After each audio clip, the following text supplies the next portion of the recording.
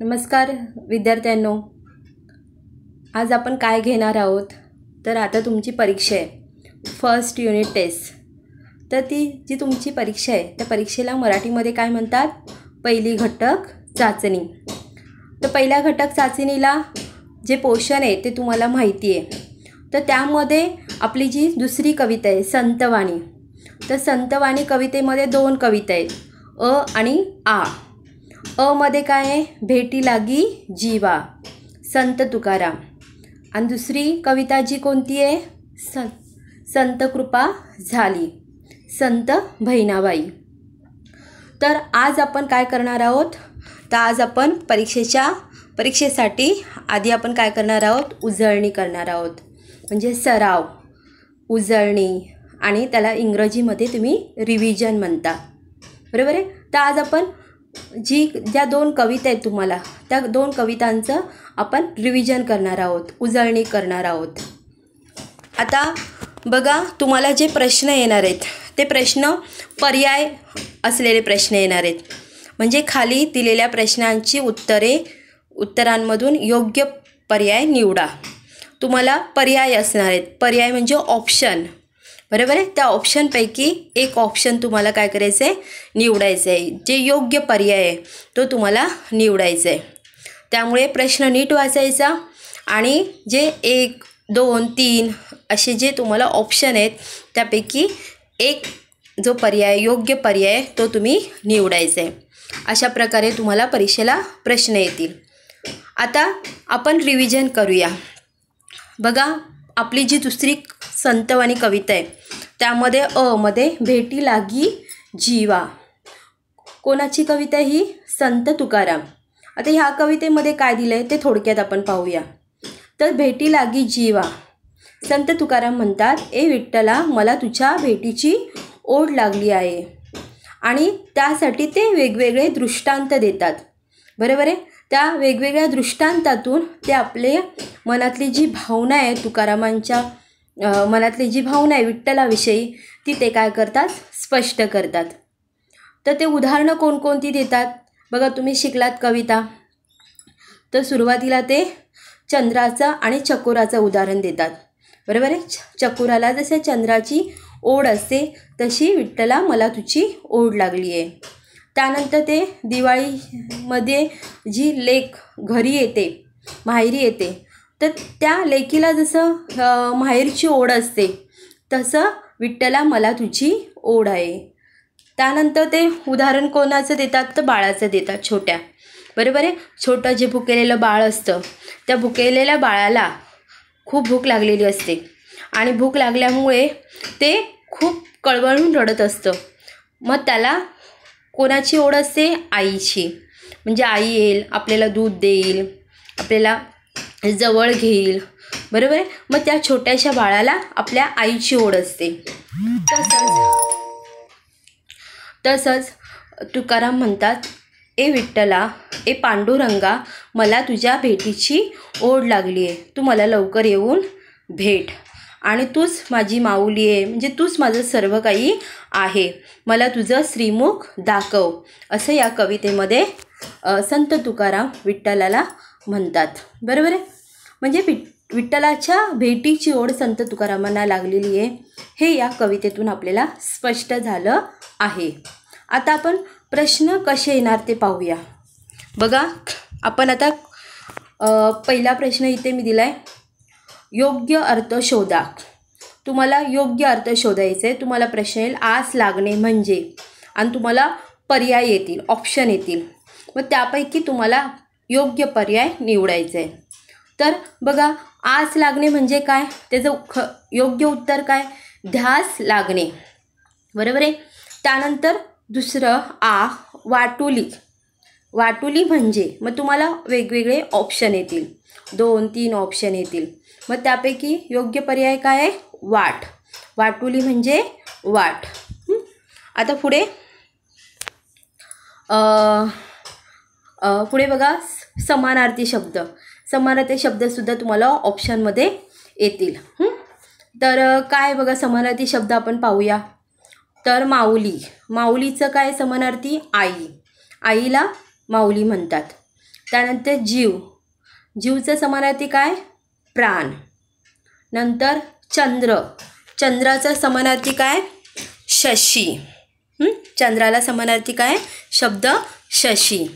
त्यानंतर मन, मनाला समानार्थी शब्द काय? चित्त.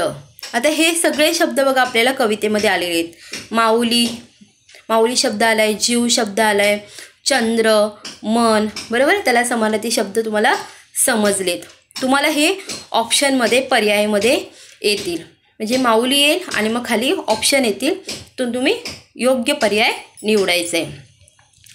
त्यानंतर विरुद्धार्थी शब्द लिहा. तर विरुद्धार्थी शब्द बघा तुम्हाला हे कवितेमध्ये आलेले आहेत. रात्र, रात्रच्या विरुद्धार्थी काय? दिवस. त्यानंतर पौर्णिमा, पौर्णिमेच्या विरुद्धार्थी काय? अमावस्या, अमावस्या, बरोबर आहे. नंतर भूक, भूकच्या विरुद्धार्थी काय? तहान. त्यानंतर जीवन, जीवनच्या विरुद्धार्थी काय? मरण. आता लिंग बदला, बरोबर आहे. लिंग बदलायला बघा आपले हे शब्द आपल्याला कवितेमध्ये आलेले आहेत. माता, माताचं लिंग बदला म्हणजे कोणतं आहे? स्त्रीलिंग आहे, तर पुल्लिंग करायचं आहे पिता. नंतर बालक, बालकचं हे पुल्लिंगी शब्द आहे, तर स्त्रीलिंगी काय? बालिका. आता पुढे प्रश्न बघा. चकोर कोणाची वाट बघतो? तुम्हाला माहिती आहे चकोर पक्षी, तर चकोर पक्षी कोणाची वाट बघतो? तर उत्तर आहे पौर्णिमेच्या चंद्राची. तर तुम्हाला असा प्रश्न आला चकोर पक्षी कोणाची वाट बघतो, तर तुम्हाला खाली ऑप्शन येतील. त्याचं योग्य उत्तर काय? पौर्णिमेच्या चंद्राची. त्यानंतर भुकेलेले बाळ कोणाची वाट बघतो? बरोबर आहे. त्याला तुम्हाला ऑप्शन येतील पुढे. तर आपल्याला उत्तर काय लिहायचे? आईचे. आणि जे ऑप्शन पर्याय योग्य पर्याय त्याला तुम्ही टिक मार्क करायचे. तर आईचे हे योग्य पर्याय आहे. त्यानंतर संत तुकाराम कोणाची वाट बघतात? बरोबर आहे. संत तुकाराम कोणाची वाट बघतात? तर कोणाची वाट बघतात? पांडुरंगाची, बरोबर आहे. तर तुम्हाला ऑप्शन येतील, त्यापैकी योग्य पर्याय काय? पांडुरंगाची. आता पुढे बघा. आता ही जी आपली पहिली कविता आहे त्या कवितेचं आपलं एवढं रिव्हिजन झालं, बरोबर. आता आपली दुसरी कविता कोणती आहे? संत कृपा झाली. आ, कविता आ, संत कृपा झाली. संत बहिणाबाई. आता ह्या कवितेविषयी आधी आपण जाणून घेऊया. बघा मी कविता तुम्हाला शिकवली आहे, पण तरी थोडक्यात आपण आधी पाहूया. आता ह्या कवितेमध्ये काय झालं, काय दिलं आहे? तर संत बहिणाबाई म्हणतात की संतांनी कृपा केली म्हणून हा वारकरी संप्रदाय निर्माण होऊ शकला. आज कित्येक भाविक पंढरीला जातात, विठ्ठलाची भक्ती करतात, बरोबर आहे. हा एवढा मोठा समुदाय निर्माण करण्याच्या मागे कोणाचं कार्य आहे? तर संतांचं कार्य आहे. संत ज्ञानेश्वर, संत नामदेव, संत एकनाथ, संत तुकाराम या 4 संतांनी मोलाचं कार्य केलं म्हणून हा मोठा वारकरी संप्रदाय कायला निर्माण होऊ शकला. आता सुरुवातीला वारकरी संप्रदायाचं कार्य कोणी कोणी काय काय केलं आहे हे बहिणाबाईंनी आपल्याला कवितेच्याद्वारे स्पष्ट केलं आहे. बघा सुरुवातीला वारकरी संप्रदायाचा जो पाया आहे तो रचण्याचं काम कोणी केलं आहे? संत ज्ञानेश्वरांनी. पाया म्हणजे मूळ, म्हणजे सुरुवातीला निर्मिती कोणी केली आहे? संत ज्ञानेश्वरांनी. त्यानंतर वारकरी संप्रदायाची जी इमारत आहे, बरोबर आहे, त्याचा जी मेन भिंत आहे, वारकरी संप्रदायाची जी भिंत आहे ती उभारण्याचं काम कोण केलं आहे? तर संत नामदेवानी. म्हणजे संत नामदेवानी काय केलं? आपल्या साहित्याच्या रचनेने वारकरी संप्रदाय काय केला आहे? उभा केला आहे आणि तो सर्वत्र पसरवलेला आहे, म्हणजे आवार रचलेलं आहे. आवार म्हणजे वारकरी संप्रदायाची जी कीर्ती आहे ती लांबपर्यंत पोचवण्याचं काम कोणी केलं आहे? संत नामदेवांनी. त्यानंतर संत एकनाथांबद्दल दिलेलं आहे की संत एकनाथाने खांब झालेले आहेत वारकरी संप्रदायाचे. म्हणजे काय? तर वारकरी संप्रदायाला मजबूत करण्याचं काम केलं आहे. संत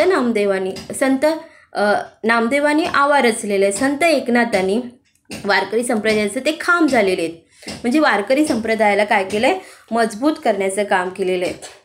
आता वारकरी संप्रदायाला मजबूत कसं केलं, तर त्यांनी जे साहित्याची निर्मिती केली संत एकनाथांनी, तर त्या साहित्याच्या निर्मितीच्या द्वारे त्यांनी वारकरी संप्रदाय कसा केला आहे, मजबूत केलेला आहे. बरोबर आहे. त्यानंतर संत तुकाराम. आता संत तुकाराम हे या वारकरी संप्रदायातले शेवटचे संत, म्हणजे वारकरी संप्रदाय परिपूर्ण करण्याचं काम, वारकरी संप्रदायाला शेवटी टोकाला नेण्याचं काम कोणी केलेलं आहे, संत तुकारामाने. म्हणजे वारकरी संप्रदाय काय केला, परिपूर्ण केला. वारकरी संप्रदायाचा कळस ते झालेले आहेत. तुकारामांनी जे साहित्याची निर्मिती केली त्याद्वारे वारकरी संप्रदाय त्यांनी काय केलेला आहे, वाढवलेला आहे आणि वारकरी संप्रदाय शेवटापर्यंत नेण्याचं काम केलेलं आहे. हे या कवितेमध्ये आपल्याला दिलं आहे. म्हणजे हे जे 4 संत आहेत, त्या 4 संतांनी वारकरी संप्रदायासाठी जे कार्य केलेले आहे त्याबद्दल आपल्याला ही कविता आहे. आता तुम्हाला बघा प्रश्न जे येतील ते मी सांगितलं पर्याय येतील तुम्हाला, तर तुम्हाला योग्य पर्याय ओळखायचा आहे. आता ही जी आपली कविता आहे त्या कवितेमधलं कोणताही प्रश्न तुम्हाला येऊन दे, ही कविता जर तुमच्या व्यवस्थित लक्षात असेल तर तुम्ही योग्य प्रकारे उत्तर त्या कवितेचं लिहू शकता. आता बघा आपण प्रश्न तुम्हाला कसे येतील. कवितेत आलेल्या 5 संतांची नावे लिहा. बरोबर. तुम्हाला 5 संत कोणते कवितेमध्ये आलेले आहेत ते तुम्हाला माहिती पाहिजे. म्हणजे तुम्हाला जर प्रश्न आला तर तुम्हाला त्याच्यावर उत्तर लिहिता येईल. तर कोणते आले, संत ज्ञानेश्वर, संत नामदेव, संत एकनाथ, संत तुकाराम आणि ह्या कवितेच्या कवयित्री संत बहिणाबाई. 5 संत तुमच्या चांगल्या प्रकारे लक्षात ठेवा. म्हणजे तुम्हाला प्रश्न आला तर तुम्ही त्याचं योग्य उत्तर लिहू शकता. आता पुढे कवितेवर दिलेल्या मुद्द्यांच्या आधारे कृती सोडवा. बघा तुम्हाला कवितेमध्ये मुद्दे दिलेले आहेत, त्या मुद्द्यांच्या आधारे तुम्हाला काय करायचं आहे, कृती सोडवायची आहे.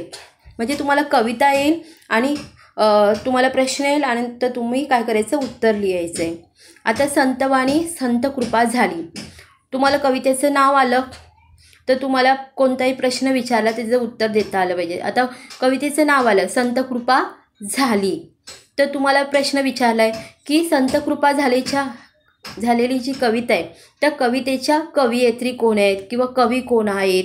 बघा पहिला प्रश्न, कवितेचे कवी कवयित्री म्हणजे संत कृपा झाली या कवितेचे कवी किंवा कवयित्री कोण आहेत, तर कोण आहेत, कवयित्री आहेत. कोण आहेत कवयित्री, संत बहिणाबाई.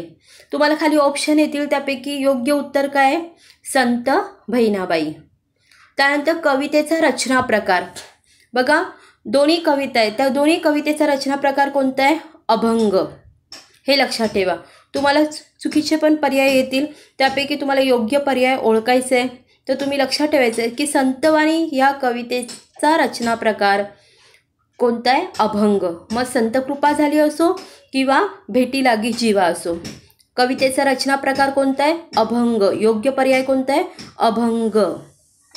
आता कवितेचा विषय, संत कृपा झाली कविता तुम्हाला दिलेली आहे, नाव तुम्हाला दिलेलं आहे. तर तुम्हाला विचारलं जाईल कवितेचा विषय कोणता आहे. तर तुम्हाला माहिती आहे कविता कशाबद्दल आहे, तर वारकरी संप्रदायाच्या इमारत उभारणीमध्ये संतांच्या कामगिरीचे वर्णन केले आहे. बरोबर आहे. वारकरी संप्रदायाची जी इमारत आहे त्या उभारणीमध्ये संतांचं जे कार्य आहे, संतांची जी कामगिरी तिचं या कवितेमध्ये काय केलं आहे, वर्णन केले आहे. आता पुढे बघा प्रश्न, तुम्हाला व्याकरणामध्ये वचन बदला.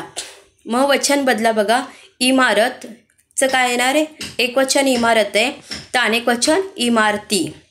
एकवचन देवालय तर अनेकवचन काय, देवालये. एकवचन खांब आहे तर अनेकवचन काय, खांबच. खांबचं खांबच राहणार आहे. कळस एकवचन आहे तर कळसचं पण काय अनेकवचन, कळसच राहणार आहे. हां. आता पुढे पुढील शब्दात लपलेले 4 अर्थपूर्ण शब्द लिहा. तुम्हाला बघा एकनाथ या शब्दाची आपण फोड करायची आहे आणि अर्थपूर्ण शब्द तयार करायचे आहे. एकनाथचं एक अर्थ आहे, नाकला अर्थ आहे, नाथ या शब्दाला अर्थ आहे आणि एथ या शब्दाला अर्थ आहे. म्हणजे ह्या शब्दाची फोड करून अर्थपूर्ण शब्द काय करायचे, तयार करायचे. इथे पण तुम्हाला पर्याय येतील. बरोबर आहे. तर तुम्हाला त्या पर्यायापैकी एक शब्द मात्र अर्थपूर्ण असेल. देवालया, बघा देवालया, तर अर्थपूर्ण शब्द आपण बनवायचे. देव, वाल, वाया, वाया हा शब्द वापरतो. देया असे आपण शब्द वापरतो, त्यामुळे ते शब्द काय अर्थपूर्ण शब्द आहेत. तुम्हाला ह्यापैकी एक शब्द अर्थपूर्ण असेल आणि बाकीचे चुकीचे अर्थपूर्ण शब्द असेल तर तुम्हाला ओळखायचं आहे की देवालया या शब्दाचा अर्थपूर्ण शब्द या पर्यायामध्ये कोणता दिलेला आहे. त्यामुळे हे शब्द लक्षात ठेवा, म्हणजे तुम्हाला अर्थपूर्ण शब्द ओळखता येईल. त्यानंतर लिंग ओळखा. तुम्हाला लिंग ओळखायला येईल बघा. लिंग ओळखामध्ये तुम्हाला स्त्रीलिंग, पुल्लिंग कोणतं लिंग आहे ते तुम्हाला काय करायचं आहे ओळखायचं आहे. ग्रामरमध्ये तुम्हाला ते येईल. आवार काय नपुसक लिंग, आपण ते आवार म्हणतो, बरोबर आहे. खांब काय पुल्लिंग, तो खांब म्हणतो आपण. इमारत काय स्त्रीलिंग, ती इमारत आपण म्हणतो, म्हणजे ते स्त्रीलिंग. ध्वज काय पुल्लिंग, तो ध्वज म्हणतो. ते ध्वज किंवा ती ध्वज आपण म्हणत नाही. आता प्रश्न 4 इथे सहसंबंध लावा. बघा दोन्ही कवितेमध्ये तुम्हाला सहसंबंध लावा येईल, म्हणजे संबंध लावायचे. जो शब्द आहे त्याचा संबंध कोणत्या शब्दाशी आहे तो तुम्हाला माहिती पाहिजे. आता संत ज्ञानेश्वरांनी कोणतं काम केलेलं आहे तर पाया रचण्याचं काम केलेलं आहे, बरोबर आहे. नंतर संत नामदेव त्यांनी कोणतं काम केलेलं आहे ते काय झाले किंकर झालेले आहेत, म्हणजे दगड झालेले आहेत. दगड उभारण्याचं काम त्यांनी केलेलं आहे, बरोबर आहे. त्यानंतर संत एकनाथ त्यांनी काय केलं आहे ते खांब झालेले आहेत वारकरी संप्रदायाचे, म्हणजे वारकरी संप्रदायाला काय केलं आहे भक्कम केलेलं आहे, म्हणजे एकनाथांचा संबंध खांब याच्याशी आहे. नंतर संत तुकाराम काय झाले आहेत वारकरी संप्रदायाचे काय झाले आहेत कळस झालेले आहेत, म्हणजे संत तुकारामांचा संबंध कशाशी आहे कळस ह्या शब्दाशी आहे. त्यानंतर बघा वारकरी संप्रदाय रूपी इमारती संबंधित संकल्पनाचा अर्थ स्पष्ट करा. आता पाया रचणे म्हणजे काय तर वारकरी संप्रदायाची स्थापना करणे, बरोबर आहे. वारकरी संप्रदायाची स्थापना. आवार रचणे म्हणजे परिसर प्रचाराने व्यापक केला, म्हणजे परिसर काय केला प्रचाराने व्यापक केला. संत नामदेवाने काय केलं पूर्ण आवार रचलेलं आहे, म्हणजे परिसर काय केलेलं व्यापक केलेलं म्हणजे प्रचार केलेला वारकरी संप्रदायाचा, म्हणून परिसर प्रचाराने व्यापक केला. आता खांब होणे, संत एकनाथ झालेले आहेत खांब, तर त्याचं काय उत्तर बघा संप्रदायाला गुरुकृपेने बळकट केले, बरोबर आहे. संत एकनाथांनी काय केलं आपल्या गुरुच्या कृपेने संत जनार्दन स्वामींच्या कृपेने म्हणजे आपल्या वारकरी संप्रदायाला काय केले बळकट केले. म्हणून खांब होणे म्हणजे ह्याचा अर्थ काय की संप्रदायाला गुरुकृपेने बळकट केले. नंतर कळस चढवण्याचं काय कळस चढवला म्हणजे काय तर वारकरी संप्रदायाला परिपूर्ण केलेलं आहे, तर परिपूर्ण वैभवापर्यंत पोचवला, बरोबर आहे. संत तुकारामांनी काय केलं आहे परिपूर्ण वैभवापर्यंत पोचवला. आता हे पण तुम्हाला पर्यायामध्ये येणार आहे बघा, तुम्हाला पूर्ण पेपर पर्यायामध्ये येणार आहे, ऑप्शनमध्ये येणार आहे. तुम्हाला योग्य पर्याय काय करायचं आहे निवडायचे. आता कळस चढवणे तर तुमचे वेगवेगळे तुम्हाला पर्याय येतील, त्यापैकी योग्य पर्याय कोणता आहे तर परिपूर्ण वैभवापर्यंत पोचवला हा योग्य पर्याय, आणि त्याच्या पुढे तुम्ही काय करायचे टिक मार्क करायचे. आता बघा वारकरी संप्रदाय रूपी इमारत पुढे उभे करणारे साहित्यरूपी संत.